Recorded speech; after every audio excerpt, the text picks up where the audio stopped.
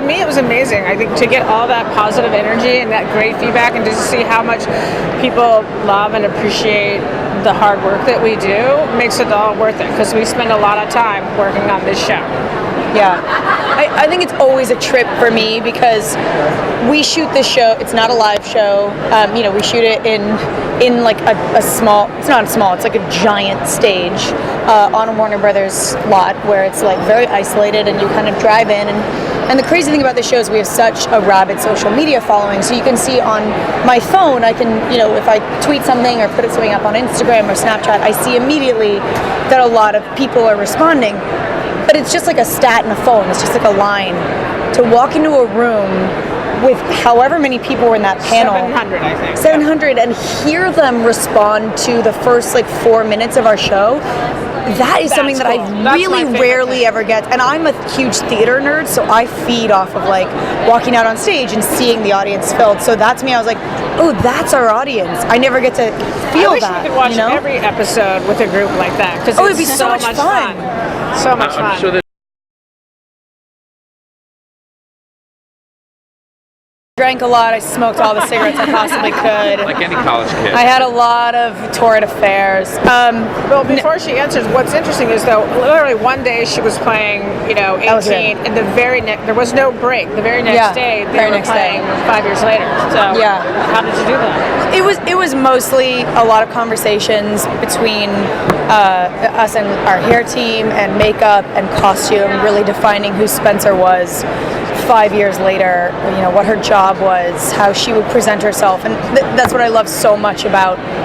You would think that this show is just about being beautiful and all this, but we really do have a lot of conversations about what fits the story.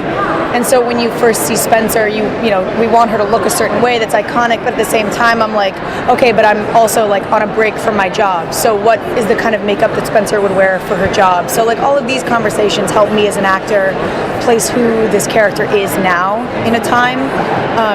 That was and really what helpful. she would wear on the weekends, because it might not be the same as what you would wear. Exactly. It's all those thousands of questions.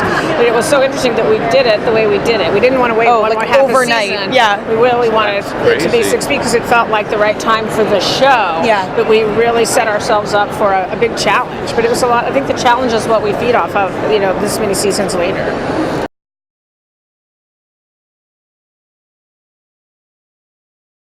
I think we always joke about that. We're always like, how Spencer leads the charge. Yeah, Spencer is definitely leading the charge. I think, and it's one of those great things that I think that you, Marlene, have kept so well. But even though these girls are 5 years older, they still fall into the same roles and relationships with each other.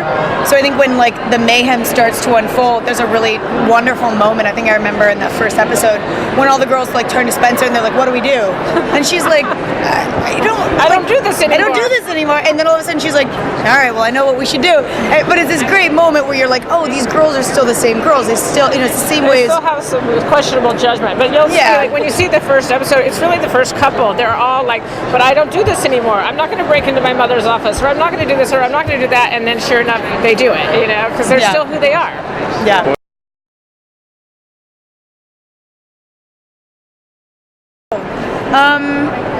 Oh my gosh, an alternate paths for Spencer. I guess I feel like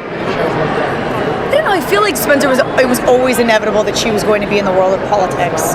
Coming from two lawyers, whether she was going to be a lawyer on her way to a judge, on her way to serving in international diplomacy. I feel like international diplomacy would definitely be where Spencer may even eventually fall. I love this.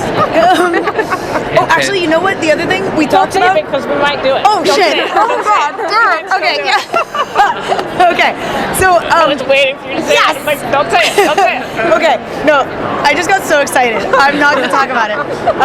So yeah, we're not going to talk about that. But I guess Spencer's alternate route is happening, maybe. Yeah, so, I still love that idea. Yeah. We gotta So make it happen. the good thing is that Spencer in the world of politics is something that fits in totally naturally.